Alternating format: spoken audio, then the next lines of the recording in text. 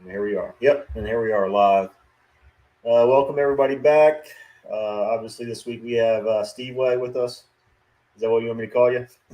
Call me anything but late for supper. All right. So I wanted to start off by talking your big tournament win over last weekend at the Cold Wars. How was playing in Dayton? I haven't been up there in a while. The park is a little dated. I think it's an older park, but I think the city does a good job of keeping it up. I heard rumors that there might be turf going in there, maybe. I don't know. We got there at about 11. The game was because all the rain and everything was pushed back.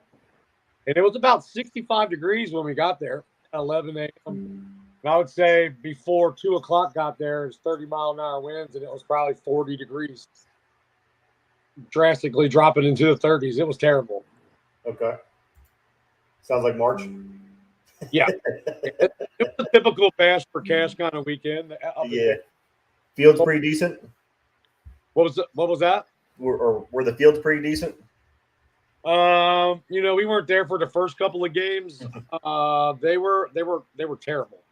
Okay. There were teams that had signed up and that paid, and they went to take the field, and they were like, nope. Like our first game, that team said that they are not playing in this. So I was like, oh, I didn't think it was that bad, but it was pretty bad. Okay, so that's your 7-0 win over Big Fish. Yeah, they were walking out the door as I was walking in. Okay.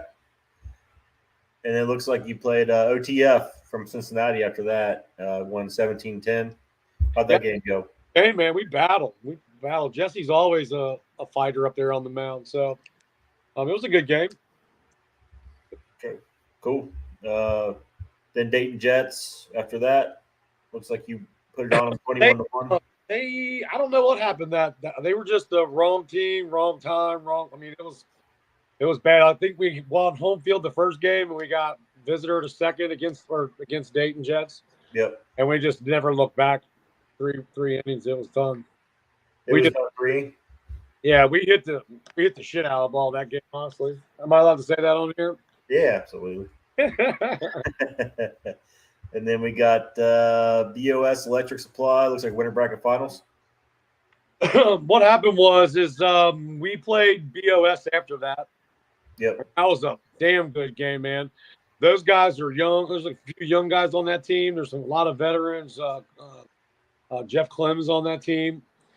And, that was 39-32, I think was the final score of that game. So then they played another game, and then it came down between, I think it was them and the Dayton Jets, and they beat the Dayton Jets. And I was like, look, man, you guys got to beat us twice. And we just put up 70 runs, man. I don't think we'll be here till 4 o'clock in the morning. So we just split it. Split it? Yeah, we took the win. That we split the tournament money, bumped their share up a little bit so they'd do it. And, wasn't too bad. Gotcha. Okay. Anything else you want to talk about from the Dayton tournament? No, I mean, I think that Mike up there is doing a really good job. So doing a good job of really getting ahead of tournaments and trying to get people in instead of waiting until like a lot of these parks do and really start pushing like 2 weeks before.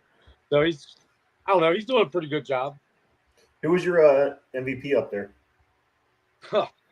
Well, that's a good question. We had 6 guys bat over 700 and 4 games. Oh. So, I mean, that's a toss-up, man. I mean, but AJ was hitting the crap out of the ball.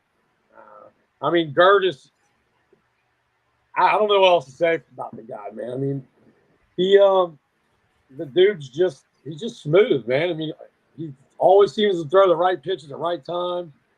I mean, he very, very rarely lets me down when he's at the plate. Like, he just always seems to find a little crease or a crack or somewhere to just slap. Yeah, I said, Aaron, slap the ball. And he does not hit with power, but he puts it where somebody's not. And he only helps himself, right? So, I mean, he's just a guy that thinks about it before he does it. Like, and I take it to heart with what the first thing that you guys said, and that was that chip on the shoulder that Ryan brought up, and then the whole extracurriculars. Like, you thought I was mad when we played you on the bass. Like, hell no, man. You know what? it needed to be said. I mean, I've always been an advocate for having a good time, but my wheels were spinning in the mud, a lot. And it was one of the reasons why I stepped away and started coaching baseball, because it was starting to really eat at my soul, I think. Yeah. And a lot of us like you and Roy and a lot of the guys that like really, really, really put a whole lot of heart, soul, passion, money.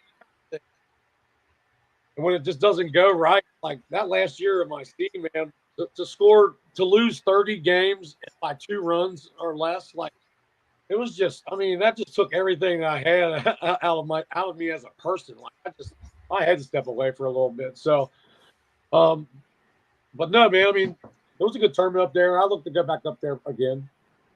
Cool. I think after this next discussion, we're going to get into your team a little bit deeper here. But we're going to talk about the cash cow real quick. Coming up at MAB, looks like a nice prize package, $1,000 to the winner, if I remember correctly, 12 dry fits or something like that. Yeah. So pretty nice little field here. Rhino, I might let you take the lead on this one. Who are some teams to look out for, and what's to come for this tournament? Well, I mean, I think 12 teams in this type of tournament, this atmosphere, one day, it's going to be competitive all the way around. Team Schlabach Trucking, I believe they're an Amish team. They played One Nation C in the Mojo. So I'd imagine they're going to be a tough out for anybody. I look for Tiger Fitness to have a better showing this weekend than they did in the Bash. So I look for them to actually go to the winners bracket finals. And then at the bottom, I have Odd Sox going to be in the finals as well. So it should be competitive all the way around.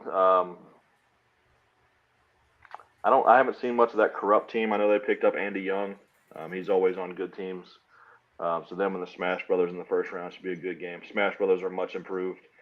They actually are hitting the ball really well right now. So that should be a very competitive game. And then the winner gets the buzzsaw, the Odd Sox. So Odd Sox are hot. Yes, they are. Guys, pump the brakes.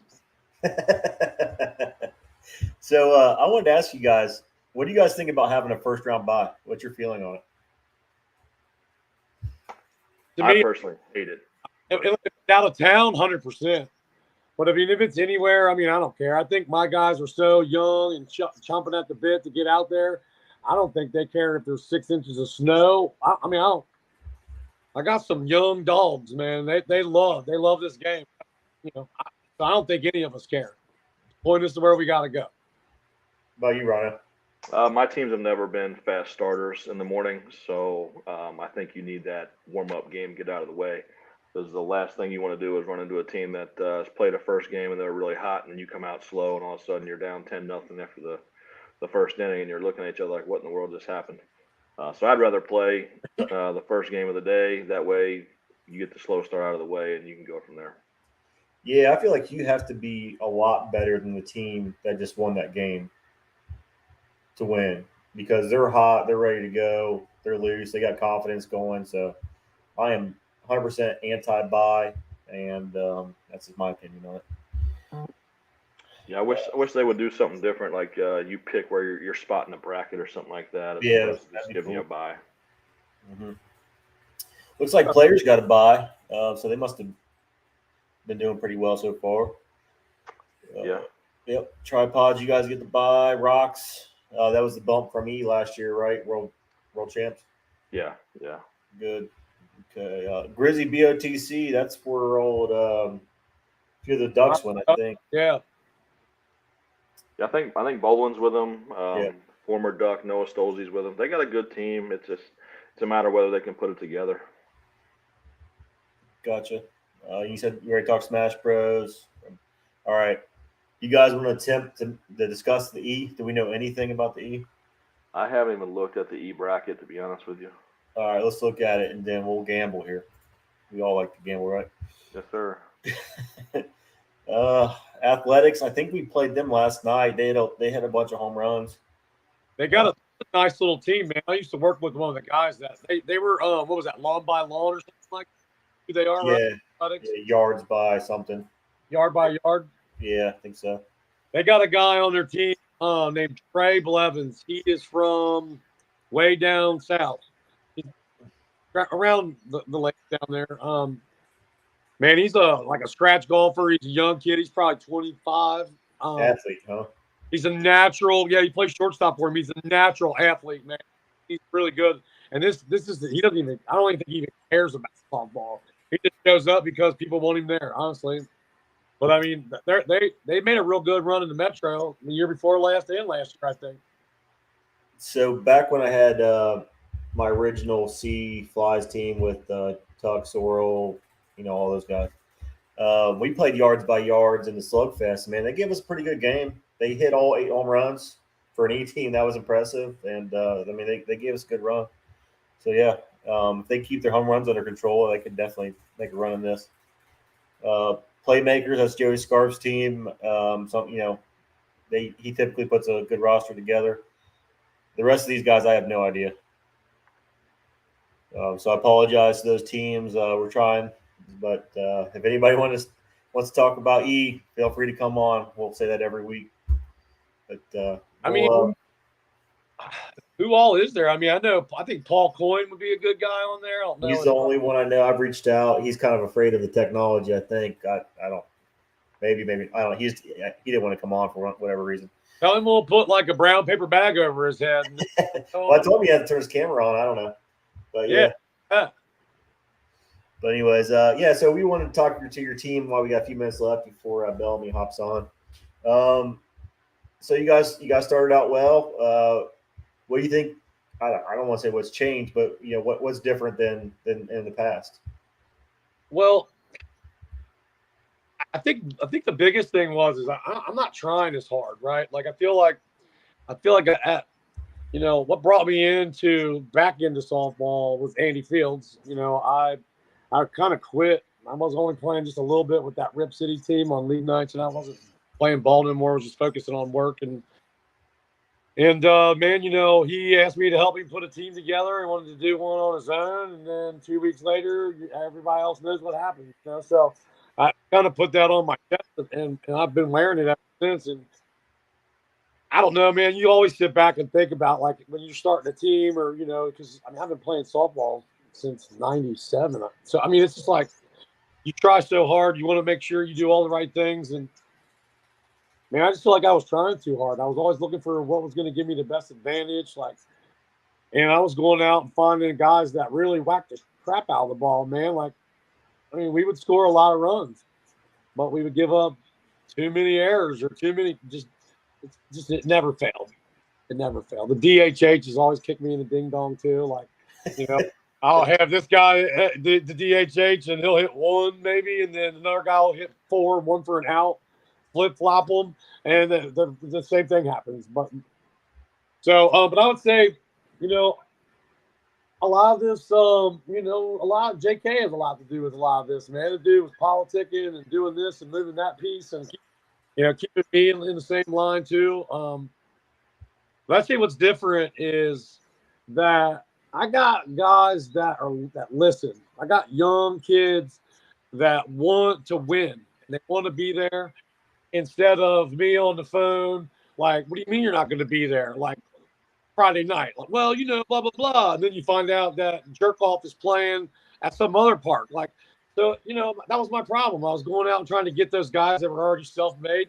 Problem is that they're selfish too, and you can, hey, read between the lines, anybody. It is what it is, man. There's so many 1 or 2 guys on a team that's a great team that just screws it up. And Facebook Messenger, screw you, Mark. Hey, that's the biggest problem, man. I mean, you got people in people's inboxes every day. Like, come on. I've been guilty of it once or twice, but. So this comment here, chemistry is everything. And that's always been my thing is I try to get guys that I like to be around. Maybe there might be a better player out there or not, but, I want to be there at the park with guys I like being at the park with. And yep. I think that makes a huge difference. If everybody likes each other, they're more likely to, they're going to show up. They're going to want to be there. They're going to want to play. They're going to want to play the next game, play hard to get to the next game. and to me, it just makes everything, sync. So I'm guessing you got some of that going on. We do. You know, we got guys like Mr. Wellman, who never wanted me to give up on this. And it's always fighting in this, and very, very, very, very generous with his profits. You know, we got Titus also, who's helping out and cutting corners for us. Man, the new addition is the Dewdrop Inn in Harrison, Ohio. If you ain't never been, you're doing yourself an injustice. They got great food and cold, affordable drinks.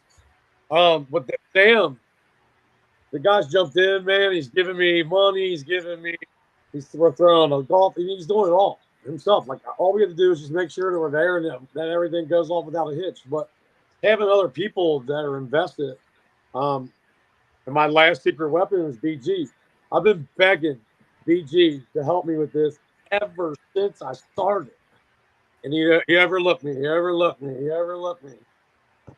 know, that dude knows his game very, very well. I'm very thankful that he's aboard with us finally.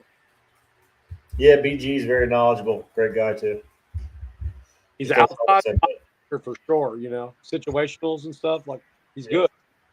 Yeah, he's been around for a long time. So, Steve, congrats on the hot start. Thank you. I don't know if anybody expected it except you guys and myself. Not to toot my own horn on that, but I looked at your roster. I knew you guys were going to be a problem. But traditionally, and you touched on it before, you went out and built your team around just guys that absolutely mashed it. And it was basically, hey, we're going to try to outscore you and see what happened. And like you said, you lost, 24 out of 28 games by 2 runs or something like that? It was 30. 30 games. Did you kind of tell yourself, hey, I'm going to go away from that a little bit and I'm going to find all-around players? Or did it all just come together naturally? Or what was your strategy on building your team this year? Well, you know, you look to TPA Super Worlds that we went to. That was when I put my toes back in the water a little bit. And we took a few guys from here and a few guys from there. You know, a lot of credit to Nick Hire and, you know, bringing Curtis back on board. You know, that's what brought in like Chase and Schweigel and Hunter. And I'm going to tell you right now, I will fist fight every one of y'all. Stay out of Hunter's inbox. All right. That kid's a stud. He's going to be a very special softball player. Keep your eyes on him. Hopkins the kid's good, man. Listens. That's the number one thing. Did you expect you guys to gel so quickly? You know, that the young guys, the core, what got us to gel is the Dewdrop Inn, man. Every Friday night, I would pay for first couple of buckets. I would pay for an hour at Dip City. Then we would go back from 9, and then we would be 9 to midnight at the Dewdrop. And we did that every single Friday for at least 8 weeks. To put something together with so many new people coming together, like, you can do that. Or you're taking that whole first 2 to 3 months of the season trying to figure crap out. But just being there and having different people pitch to each other and having people, you know, we would try to toss some situationals in there, like where we're just not just dead swinging, you know, runners at first and second. You know, we try to do that here and there. That was the biggest thing, man, was putting this all together, trying to tell early, get each other, and it's working. It's working. Yeah, I've always said a team that hangs out outside of softball is usually successful. Yep, and that's, you know, every one of my teams up until this year, like 4 or 5 guys clicky, and, you know, they got 4 groups that just spread off to do their own thing. Like, you know, you had those teams like Stampede and all those teams that stay together for so long, like, because they stay together, they hang out together, they probably wash each other's clothes. I don't know what those Stampede guys do, but that's a family, man. Those guys were a family. That's all I've yearned for, man. Is I've always just wanted to have fun but win.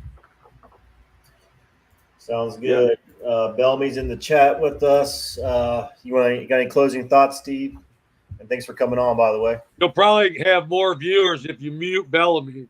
I'll leave it. Whatever, Steve. I dub over his voice to make all kinds of funny memes on that. I like his special background here. That's fancy. I know he's Technology. big time. He's big time. He's big time. He got his a marketing guy to do that. Yeah, Yep. I did actually. Actually, I had Steve come over and do it for me. He put it in an email. Like delete it. All right, Steve. Appreciate it. Thanks for coming on. Talk to you soon. Thank Hey, you. Steve. Look, All right. Welcome to the chat, Mr. Bellamy.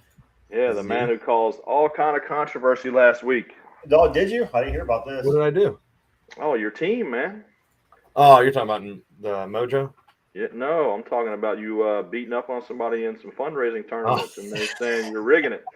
Oh, The yeah. Wednesday night one? Yeah. Yeah. I don't know what we did. I think it all started actually the first game that team played. They played in front of us, and the umpire, I think, told them they needed 1 to stay, and they actually needed 3. I think they were down like 21 or 20, and they needed 1 to stay, and or whatever it was. But anyways, they only scored 1, went out in the field, and they're like, no, never mind, you needed 3. So the team wanted to protest the fundraising 2-game round robin, and then I guess they wanted to have a lawsuit against it for the $125 round robin. I don't know. I've been around this game enough. You both have too. You guys know. I mean, you haven't seen it now, you're probably not going to see it. All right. I want to give you a quick introduction. I don't know how many people know, but Bellamy and I go back a long time. 02. 02, yep. Probably been in school together since 6th grade. Graduated Northwest 02. And obviously we've known each other ever since through softball and everything else. So if we seem a little familiar, it's because we are. We used to ride around Pleasant Run Farms, listen to DMX and stuff, Mike Monroe's car. That's a true story. That is a true story. Yep. So, all right. Reason, are we ready to move on, or is there anything else you guys want to talk about before we start talking? Well, before you even get into that, I've actually, since I started softball in 07, I think me and Ryan have played against each other from day one, if I'm not mistaken. Yes, sir. Too. Yes, sir. So, Ryan, at the time, the Colping days back in the 2007, 2008 Colping days, and Ryan was with EAP. He was honestly one of the better young hitters coming through. We got to a point to where I almost would play about 10 feet down the left field foul line just because I knew he was going to flick one foul to start his bat off before he actually hit it fair. So, but yeah, me and Ryan went way back too. So this is a lot of age on this podcast right now. Yeah, A lot of history on this one. Uh-huh. Whoever wrote that and said, "Is it past my bedtime?" It is 100% past my bedtime right now. Yeah, mine's coming up pretty soon here. So the E thing, we've debated this probably 1,000 times on the message board, but never over phone or in person. Mm-hmm. I think we agree more than we realize. I'm all for bumping E teams, but I don't agree that it's 2 years and move up. So I want to get your thoughts on why you would go that way, and then I'll give a rebuttal to it. Well, I think me personally, E has always been the entry level, and the only way you get new people into softball, I mean, other than obviously the ones that come in and are starting at a higher level, but other than them, you have to have an entry level. And if you don't have a cutoff of experienced softball players to move up, then these dudes are going to get beat up on, and then that's when you see people not even sticking around with slow pitch softball and all of that. So that's my biggest thing. I think the biggest thing, though, is not only that. I think once you graduate out of the E level, I don't think you should ever be able to ever appeal back down to E. D would be your new E at that point. That way you keep E kind of fresh with E caliber players and upcoming, new players into softball. So that's the big thing to me. And I think that's how you kind of grow the local softball realm again, because I mean, how many local C teams are there in Cincinnati this year? 4 or 5? I think there's 8. Is there 8? I mean, so, for now. I mean, ask Ryan and even you, Fly, back when we first started, 07, 08, I mean, there was, 30, 40 C teams locally? I mean, then your state was ridiculously huge. The national was big, obviously, but it needs to get back to there. And they've tried to go from the top down with adding the double A and then trying to trickle it down that way. But to me, I think it has to start at the bottom locally to move people up. Yeah, I think they should bump more teams, as a whole, not necessarily just E.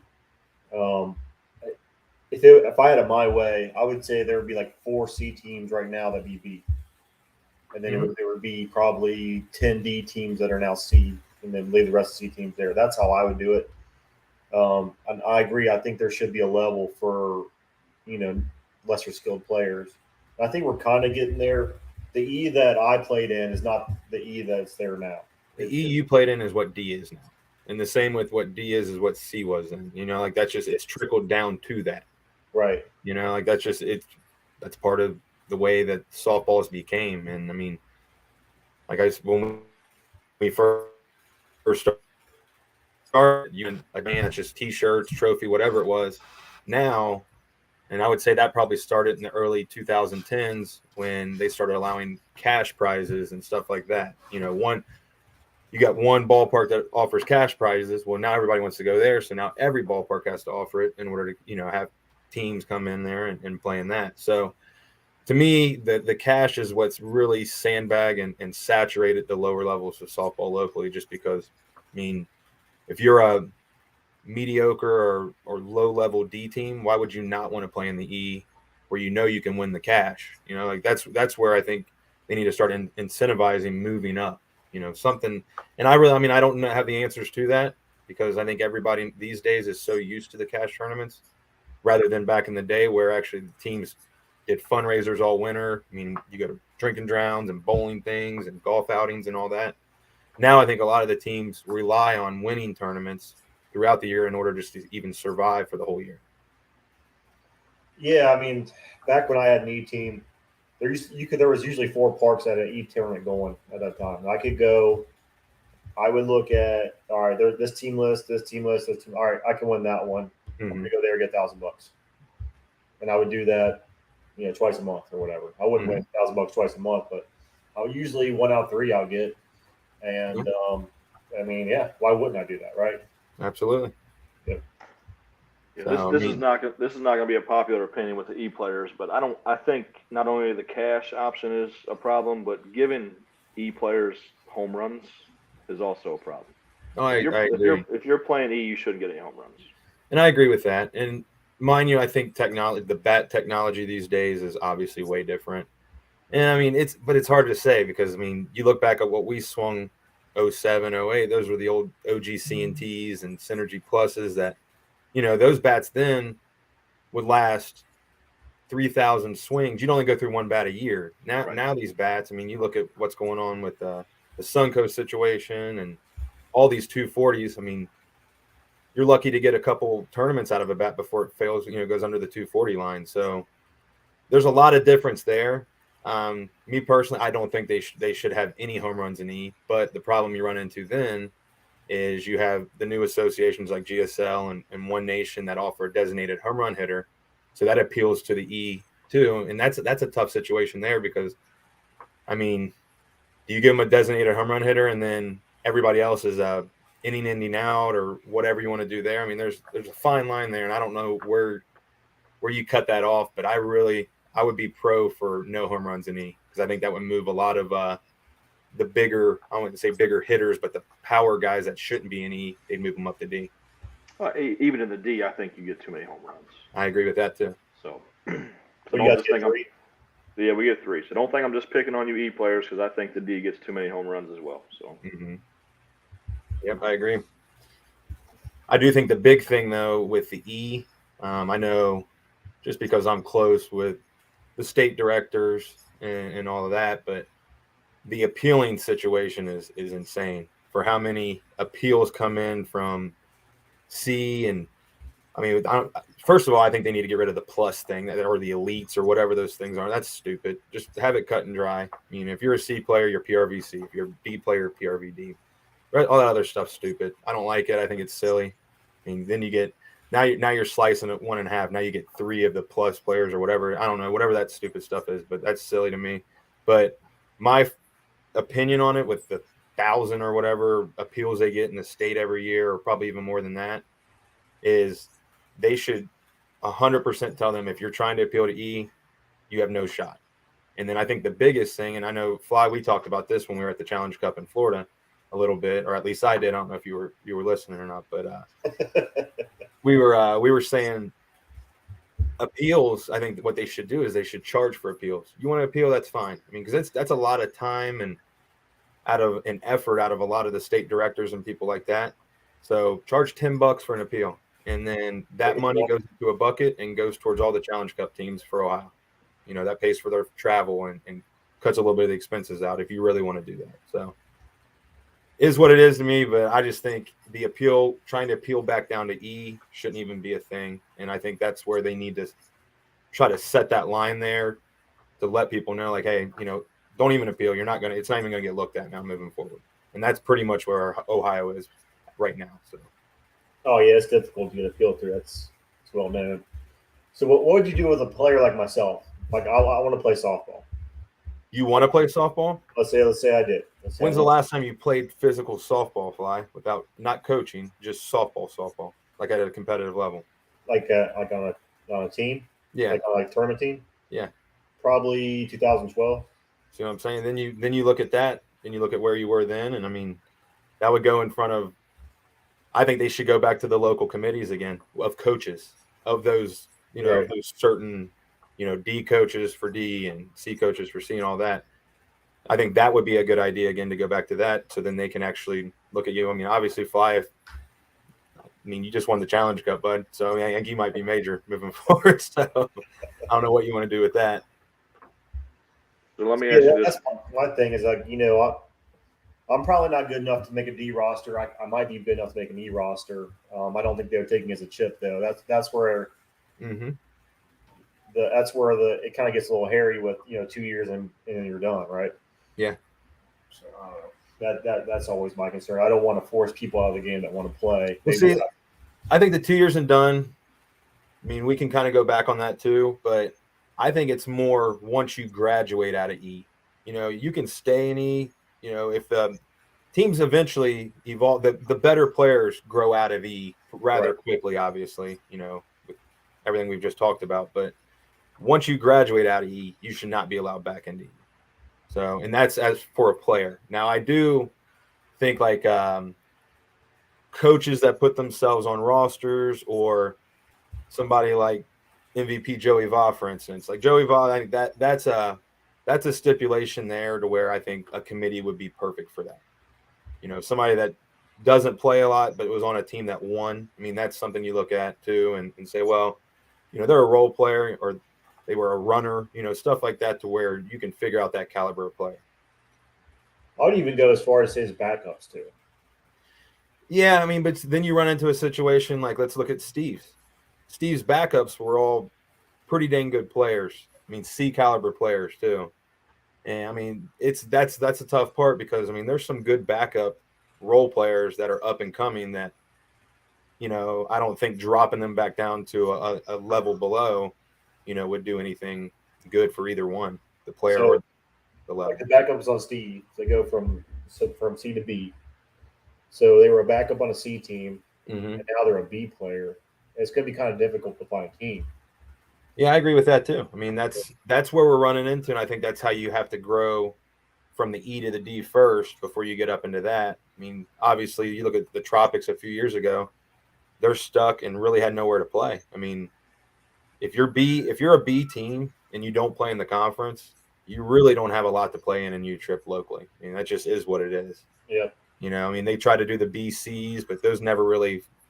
I mean, what do you want to play the same 3 or 4 teams every weekend? That kind of sucks too. So, I mean, that's the toughest part right there. And I mean, we ran into that kind of the tail end of us playing local with the Pure Romance stuff and even EAP. Like we were running into that right at the end of ours, the local stuff for the C. So, I mean, it was definitely coming. I mean, to me, you have to start at that lower level and kind of build it up. So. Let me ask you this. I want to touch on what you said about local committee. Sure. So here's my issue with that, because I know what happened. Hey, man, I'm going to try to get your guy off the list if you try to get my guy off the list. Yep. So that's where you got to be careful. And if I'm a D coach and a guy on the C team is trying to appeal down, why would I want to see that guy in my division? So I'm going to automatically block that guy. And I know they're going to say that they didn't have any of that going on and everybody had high integrity and this and that, but I know what happened. It had to happen. There's always It's always an agenda. I agree. There's always agendas. I mean, committees are tough all the way around. I mean, you can argue at every committee there is locally here in Cincinnati or the state level. I mean, everybody always thinks there's an agenda at some point. So, I mean, I get it, but to me, that's a better situation than just having a free for all right now and just firing off, appeals into a website that gets forwarded to a person that may or may not even look at it. I would venture to say that majority of, if not all, of the E appeals were probably appeal to E denied for the most part here in Ohio, at least. So then you run into that situation too at a national level. If Ohio does that and they start policing that, well, now you got every other state. I mean, and we ran into this our whole career too. We always knew Michigan was allowing trust from back in the day and all them to come in and play lower levels, and sandbag in. And you got Florida has always been that way. Cali's been that way. But for the most part, I mean, you got to kind of police your own local softball first before you even worry about that situation. So let me ask you this. What would I always thought once you win a tournament, you shouldn't be allowed to play at that level until you go to Worlds. So if you win an E tournament in the Bass for Cash, guess what? The next weekend you're playing D. You win the D tournament, the next weekend you're playing C. Now you can go to whatever World you want to go to, but locally, you got to play that.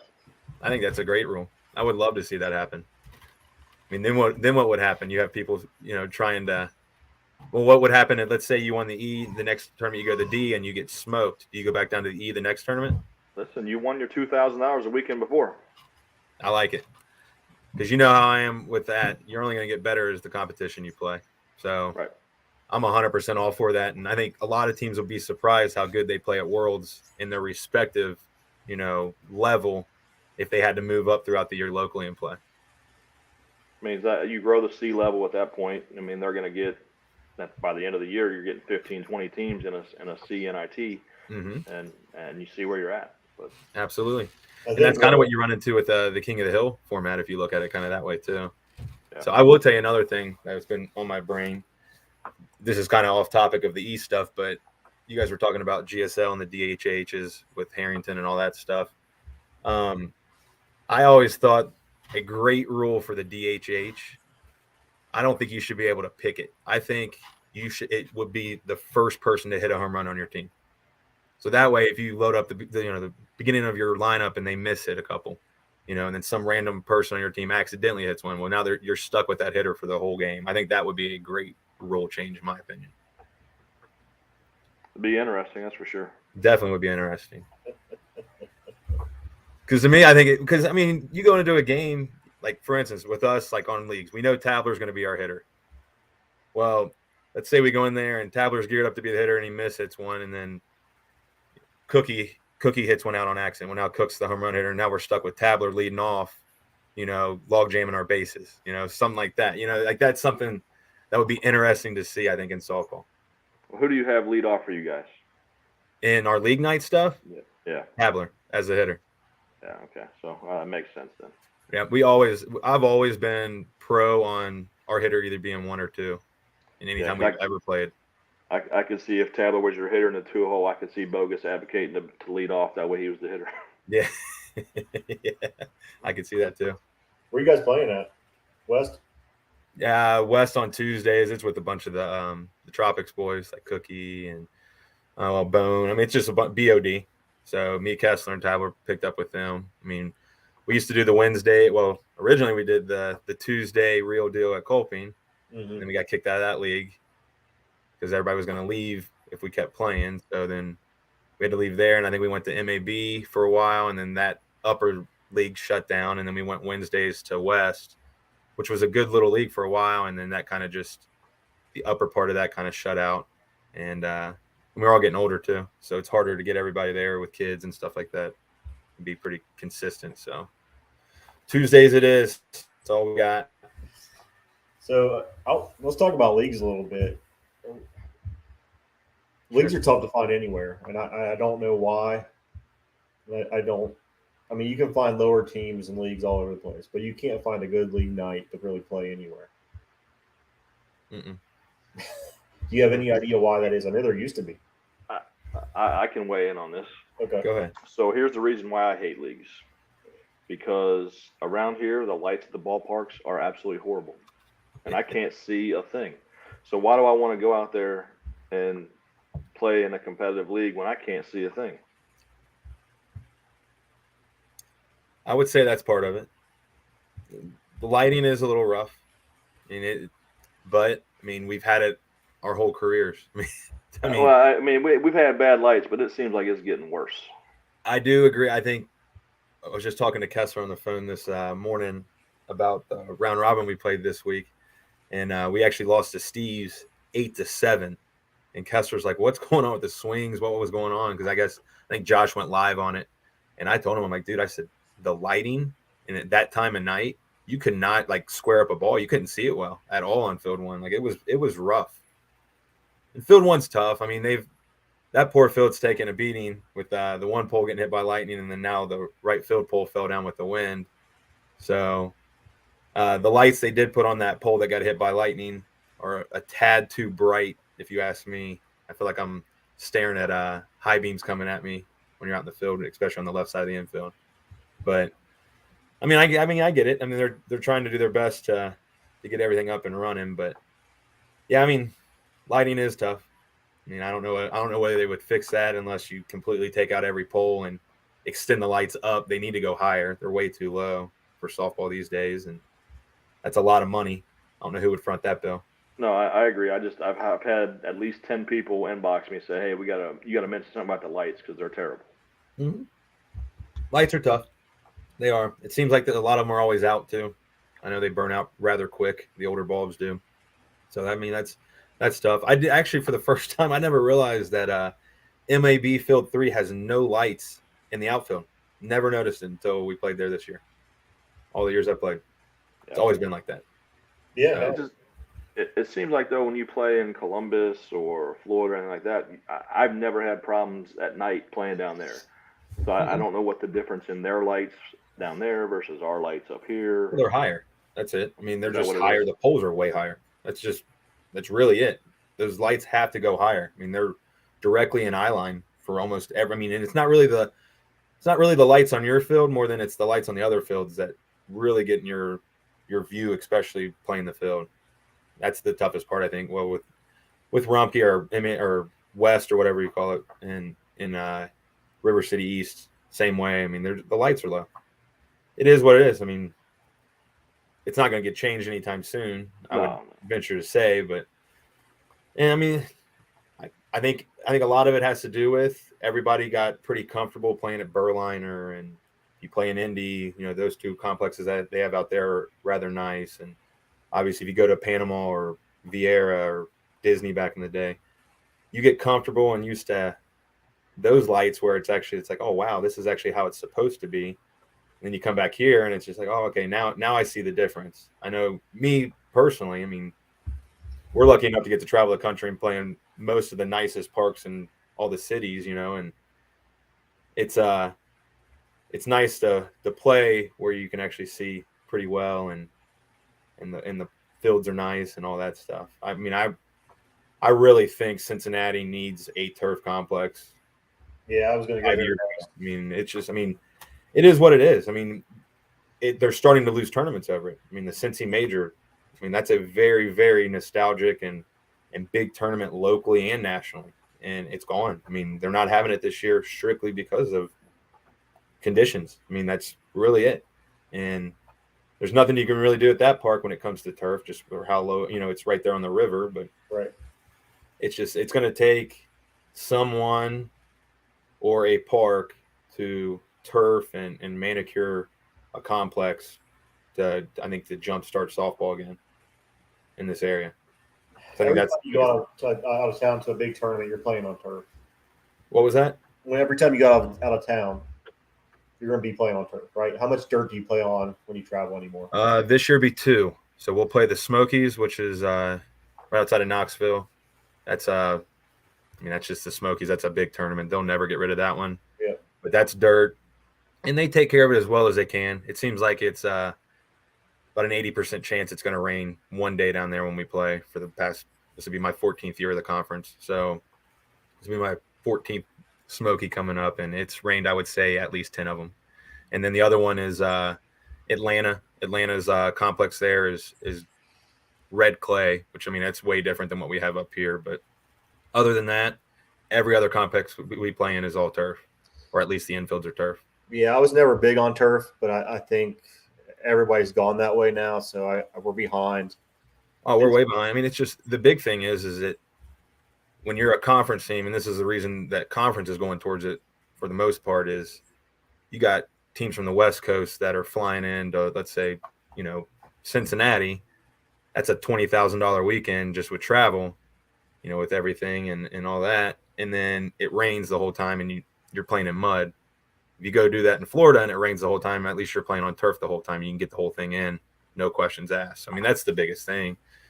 I mean, I couldn't see it's very rare that Berliner has a rain out even in their league nights up there. I mean, that's the big thing. That's the big difference, I think.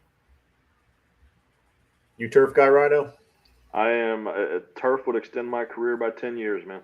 I'm the opposite of that, Rhino. I think turf declines your career if you're an infielder. I think when I get done playing on turf, every one of my joints hurts. My ankles hurt, my knees hurt, my hips hurt. It's a wear and tear. Turf wear and tears your lower body a lot. Yeah, you don't realize it because it's so soft and you think it's nice. But me personally, I'd play on dirt if it's a nice day rather than turf if it's a nice day. So the only reason I say I'm fat, so my body hurts no matter what I play on. But on turf, it seems like you can make an average infielder look fantastic. Mm-hmm. And I know it's just, I think turf makes you look a lot smoother in the infield. Mm-hmm. I agree. I mean, turf is it's taken a lot of the defense out of even the highest level, the conference. I mean, when you have guys like, and I don't know if you know, like John Williams, Big John's playing shortstop. Big John would never be able to play shortstop 10 years ago on all the dirt fields. There's just no way. It is what it is. But it does. I mean, it's a lot easier to play on turf. It's a lot easier on your arm to play on turf because you can just skip it over to first, which is a whole lot. It's nice for me. But that was my other thing. I got torn label and rotator. I can just throw it in the turf and get it over there. Skip it right over there. So it's always been fun skipping it there. And then for the Mojo, I played first base. Not so much fun getting skip balls short hopped at you. That's not real fun. So yeah, I was going to ask you about that. How'd that go? It was fun. It was fun. We went. It was actually tough. I mean, the Amish boys had us down 9 going into. I'll tell you one rule that is a weird rule in One Nation is when the time limit hits, you finish that inning and the next inning, which is really weird to me. So we were in the 5th inning. We were coming up in the. I think it was the bottom of the 5th. We were down 9, no home runs left, and Josh Riley was our home run hitter, and he was leading off. So I'm like, well, at least we have 2 cracks at it, because that was the last inning. They said we play the next one. Well, we ended up Riley got walked to lead the inning off, and we ended up batting all the way around through the lineup. And John Sullivan hit the grand slam for the free one. But long story short, we put up 11 in the bottom of the 5th. So that rule went from me really liking it to I was like, this is a crap rule because that would have been the end of the game right there. So we had to play another inning, and we ended up they hit a 2-runner and tied it, and then we hit a walk-off to win it. But that game was tough, and we played some C team, I think, from I want to say maybe Kansas, Illinois area. They played us in the finals too. They were actually pretty good. A couple Amish kids on their team too, and a couple conference guys, and they gave us all we wanted, really. I mean, we put up 19 in one inning on them. I think we almost cut them. We needed one more to cut them, and then they came in and put up 19 on us right back, and almost on no outs. It was pretty impressive. A team's hitting you when Pinkham pulls himself out of pitching, and if you know Pinkham, that's a big ordeal for him. Saw that in Florida once. I saw it one time in Florida earlier this year, if you recall, Fly, and then I saw it in Columbus. So, and maybe the only 2 times I've ever seen it in this whole career. But did we put 50 up in Florida on him, or was it? I forget what it was, 48 or something, wasn't it? It was a lot. Yeah, I think it was 48. I think it was 48 runs. But I mean, I felt bad for him. I think he wanted to pull himself out earlier, but they had nobody else left. You remember, I think Riley had to play right field at the time too, because their main right fielder blew his knee out like the first inning of the first game of the Challenge Cup. All right. Matt Simpson wants to know what's the best local park of all time. I would say Queen City. That was always my favorite from I back never in the day. got to play there. Queen City was fun because it was when I got to play there. They just built Union Center Boulevard, like the main drag right there where the Rave and all that, the movie theaters and all that is. So you'd be able to hit home runs out there on that, basically that 4-lane highway, pretty easy. So I always thought that place was cool. I mean, it's hard to go against Rumpke, River City West, just because of the nostalgic wooden fences. I do miss the shorter fences on the main fields there. I think that was always a big thing, and I won't get into that, but that was always fun for the Metro, getting heckled when I used to play outfield by everybody all drunk out in the parking lot. That was one of the cooler things back in the day. But I mean, those were probably my two favorite. Colping's always got my heartstrings because that's where I started. But I used to like Pastime.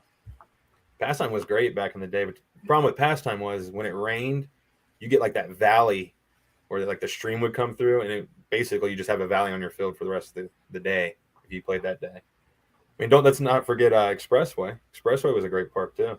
I always hated Expressway, but I know you were a big fan of it. It was a nice park. I just didn't like it for whatever reason. No good reason. Yeah, it was kind of a weird vibe there, I guess you could say. But they used to have the half-gallon jug beers. Remember those, the milk jugs? Yeah, the Colping had those. Apparently Queen City had those. Queen City. I think Pastime had them. The half-gallon jugs, if I'm not mistaken. Yep. So, and then all the parks were great. I mean, every one of them has like a cool little feature, it seems like. Even like Huddy. Like Huddy was always cool driving up the hill, in Kentucky and seeing the lights when you kind of go through that little cut in the hill in the parking lot. I always like that too. But and plus you had the Huddy Hops, which I know Ryan remembers all those. Yeah. Didn't Josh Baird take one of those? Josh Baird definitely remembers that place. But that was, I think, a line drive, if I'm not mistaken. I don't know. I wasn't there. Yeah, I think it was a line drive, knuckled on him, knocked his teeth out. Oh. Yeah, I remember that. Worn a mask ever since. Yep. I remember that that next weekend was I think we played you guys at Colping, and that's when Baird and Feitner got into it and went back and forth about that, which back in the day was always great. Weird. See. Baby's here now. We got a baby. Came out of the Archie sign. She can get in there. Oh, yep, there she is. There she is. All right. Anything else you guys want to cover before we take off, or any questions? Was that the only question we had? Only real question, I think. Yeah. Anybody else got a question for Bellamy before we take off? I don't see anything. I got one real quick. So, favorite conference tournament to play in minus the World? Oh, that's easy. I know this one. I would say, like now, like these days, because or whenever. Well, personally, it's always been Cincy, just because it's the only time we really get to play local, other than in the Metro. But I don't know. I mean, there's so many good ones. I mean, the duel's growing, but it's fun. Like we got the duel coming up next Wednesday, a week from today. We fly out, and I'm just as excited to go down there and play in that as I was the first time we got to play in it. So I mean, that tournament's fun just because that's the beginning of the year.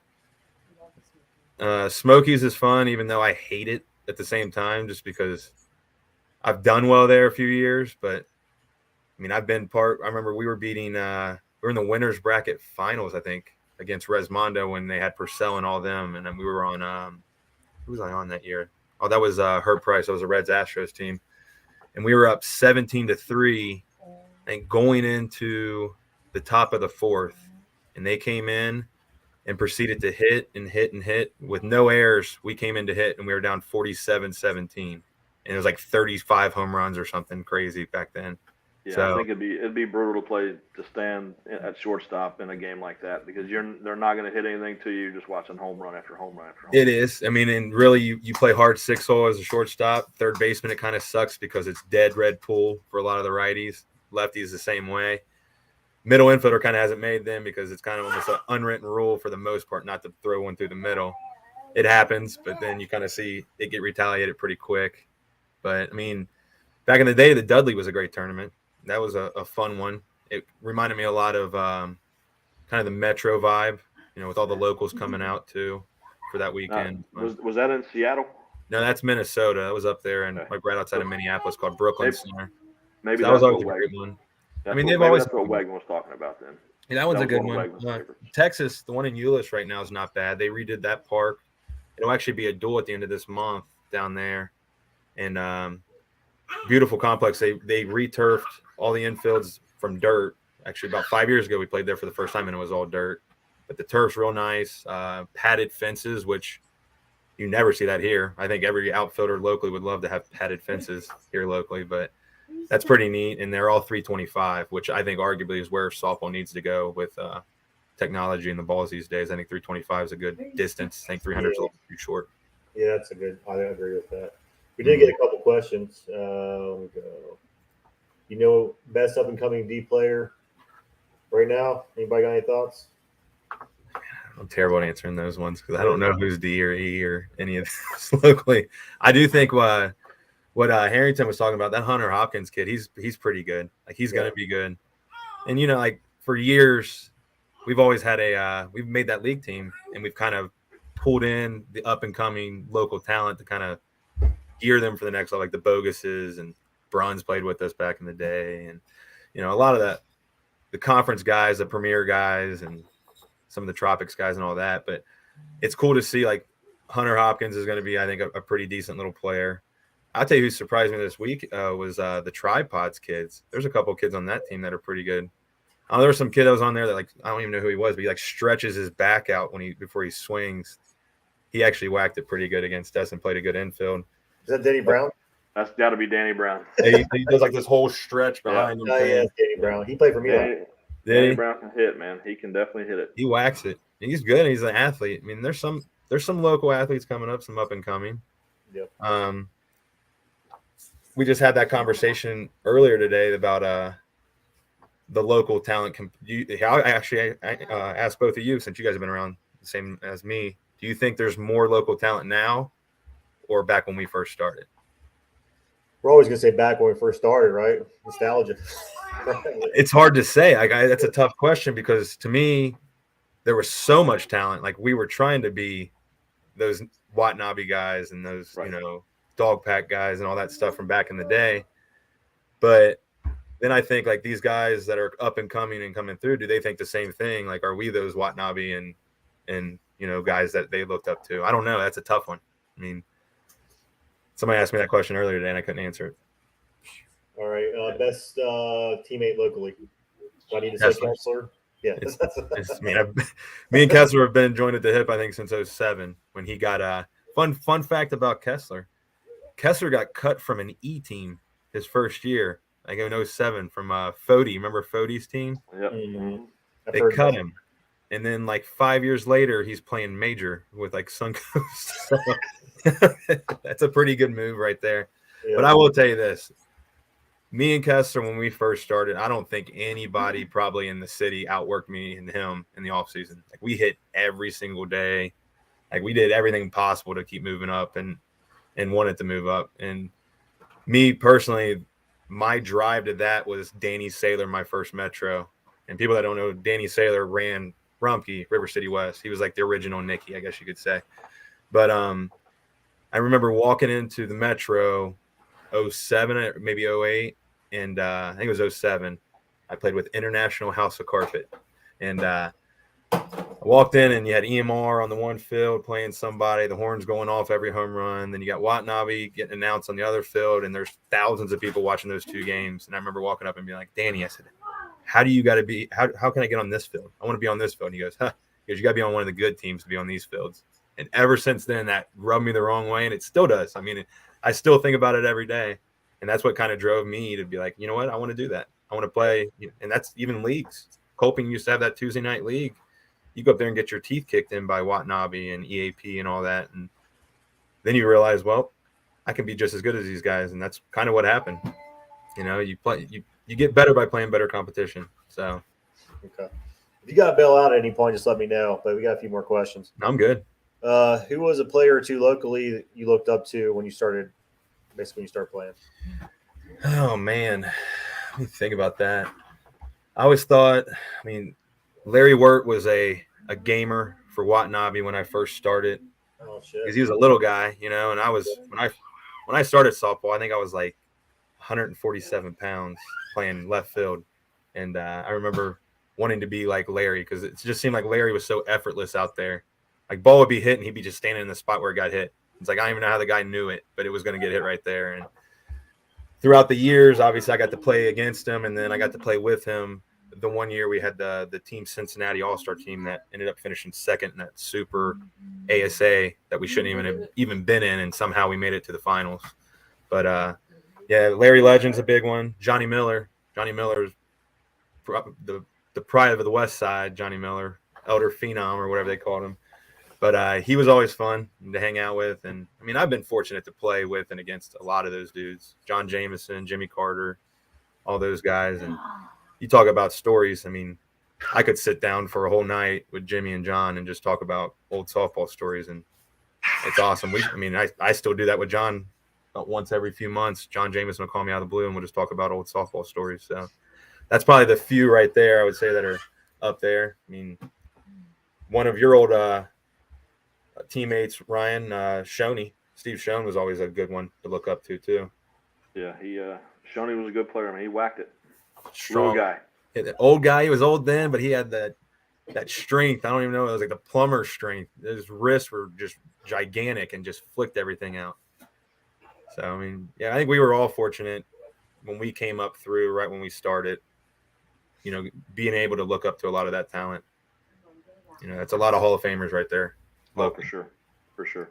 All right, Matt Simpson. With building a team, how would you rate position importance? Position importance? Yeah.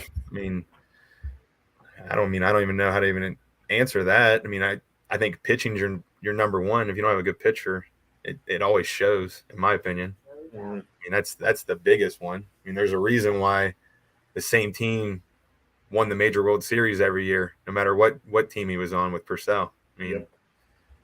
Andy Purcell couldn't hit himself out of a wet paper bag for many, many, many years, but yet would win Major World Series just because of how good he was pitching. He's a game changer. So, I mean, that's number one, and then you got to go basically right through the middle. I mean, your middle infielders, I think, are huge defensively. That's usually your most talented and best looking players, usually your shortstop. That's why I played that for so long. Oh, okay. And then then I would say center fielder too.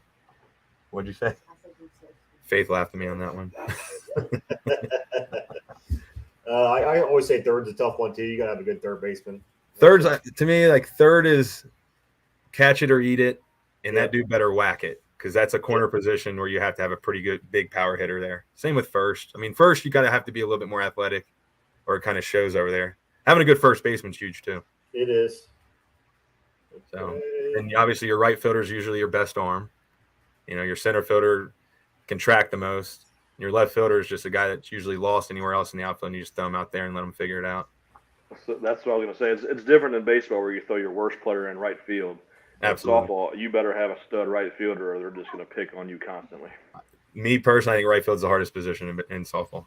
Everything cuts away from you, especially if you started on the left side of the field and you go over there, everything's backwards. It's like playing in a mirror. Just got to run 5 more feet. They'll be right there. Absolutely. Left field is the one I always hear that people have trouble with because it's all knuckleballs. Yeah, I mean, it's those the same way. I mean, I don't know how many times I use that excuse. Oh, that ball knuckled. No big deal. Right field is just, I'm lost. I would be running in circles out there. I was diving for balls and being like 30 feet away from it, not even close to it. So thank God I moved in the infield. Yep, thank God. It looks like that's all the questions. Somebody called you an asshole. I don't know who it was. I get called that at home all the time. Yeah, me too. Every day. What? And then spread the word about Faders tournament at East. So playing that. Anything else, guys, before we take off? Nope. Cool. Thanks for having me, guys. Thanks for calling in, Bellamy. Have a good one. Easy, buddy. Take it easy, Rhino. See you guys. All right, Zach. See you.